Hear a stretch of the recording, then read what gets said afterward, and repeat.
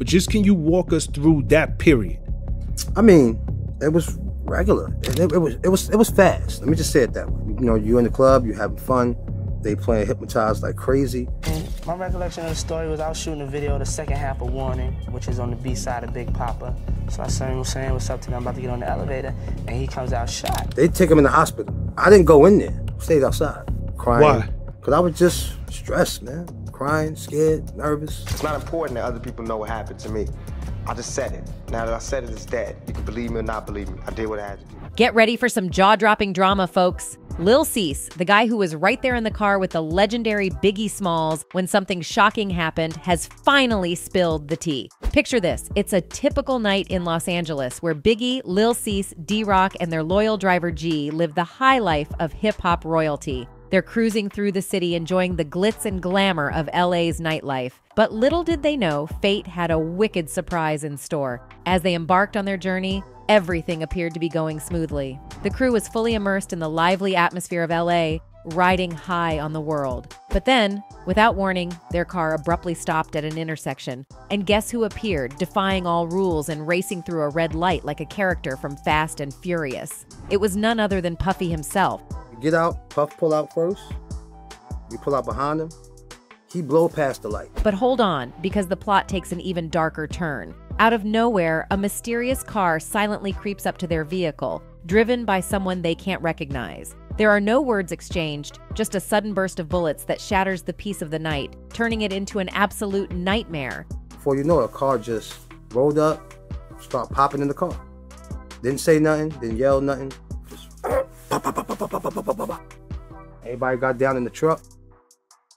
So that shit stopped. Biggie, the larger-than-life icon, remains still in his seat, his life tragically and abruptly extinguished. But that's not all, as this story gets even wilder. As our shaken crew tries to make sense of the horrifying loss they've just witnessed, Puffy's truck mysteriously reappears on the scene. Talk about the plot twist of the century. They decide to flee to take Biggie to the nearest hospital. They cling to a tiny ray of hope, hoping against hope that they can somehow rescue Biggie's precious life. But here's the twist. Lil Cease's recollection of these events has left everyone scratching their heads. Why was Diddy so dead set on racing through that intersection? Some fans suspect he might have suspected something ominous was on the horizon. While Lil Cease's jaw-dropping revelations have left us in utter shock, some super dedicated fans have their own wild theories about what really went down. These die-hard fans believe that Diddy might have planned the whole tragic incident, secretly pulling the strings from behind the scenes. They claim he supposedly hired a notorious street team, whispering in their ears and planting the sinister idea of taking out Biggie.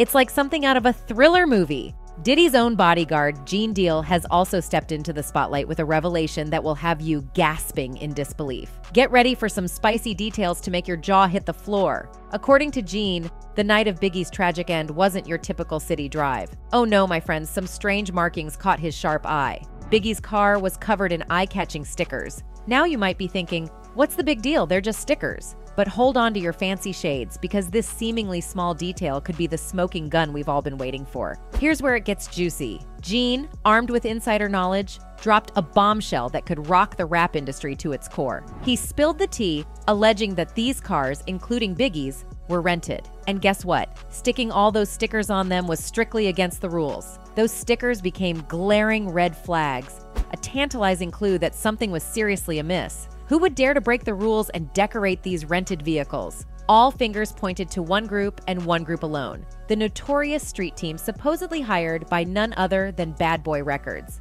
Talk about a shocking twist. Gene Deal boldly proclaimed that this exclusive street team had the golden opportunity and unrestricted access to tamper with those rides. Could these stickers be not just decorations, but a sinister message from within the music empire itself? But wait, the drama doesn't stop there. Get ready to be stunned as we uncover yet another intriguing layer to this web of deception. In a twist of fate, it turns out that Puff Daddy's car, the very man at the center of this controversy, was completely sticker-free. Now, isn't that a surprise? Because somebody wanted to know, yo, if y'all gonna get big, to go to the car with the stickers on it.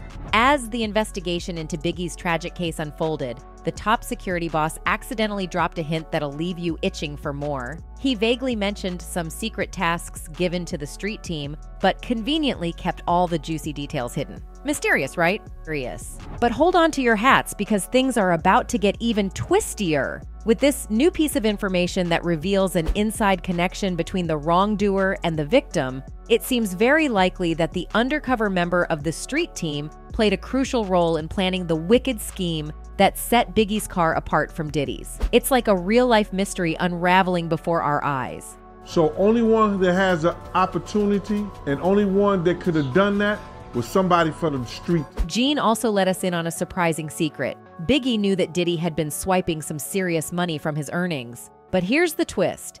Biggie himself wasn't squeaky clean either. Yes, my friends, it appears there was a double dose of thievery within their supposed friendship. Talk about a betrayal of epic proportions. But hold on to your hats because there's more to this tangled tale. In a shocking revelation, Gene spilled the beans on another grave sin committed by Diddy. Brace yourselves because this one will send shivers down your spine. Despite the intense feud between the East and West Coasts, Diddy, the one responsible for managing Biggie's career, shockingly refused to beef up security. Can you believe it? This is a level of negligence that's off the charts. What's worse, Gene pointed fingers at another individual who he believes was working hand in hand with Puffy to carry out the dastardly attack. According to Gene's daring claims, he personally warned a member of Biggie's entourage to stay far away from Puffy's designated route. And guess what? This person, none other than D-Rock, promised to heed Gene's warning, but fate had other plans in store. In a shocking twist of events, D-Rock returned on his word and guided Biggie right into the heart of that ill-fated after-party at the Peterson Museum. Can you believe the audacity? But here's where things get even spicier.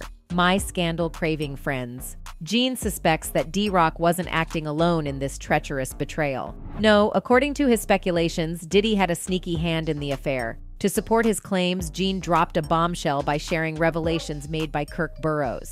Apparently, Biggie was originally supposed to jet off to London with Kirk, but in a twist of fate, Gideon D-Rock persuaded the late rapper to ditch the London plans and attend that notorious after-party instead. While these statements may be controversial, it's essential to note that they don't hold any legal weight at this point. However, it seems Gene isn't done spilling the tea yet. Believe it or not, Gene has previously exposed a stunning truth that will make you question everything. Despite having a security team consisting of 7 to 8 individuals, most of them were unarmed. This mind-boggling disclosure raises serious doubts about the level of protection provided to Biggie that night. Now, many of you might be scratching your heads as to why Biggie's security team wasn't armed with firearms. Well, according to Gene, it all boiled down to the employer's orders.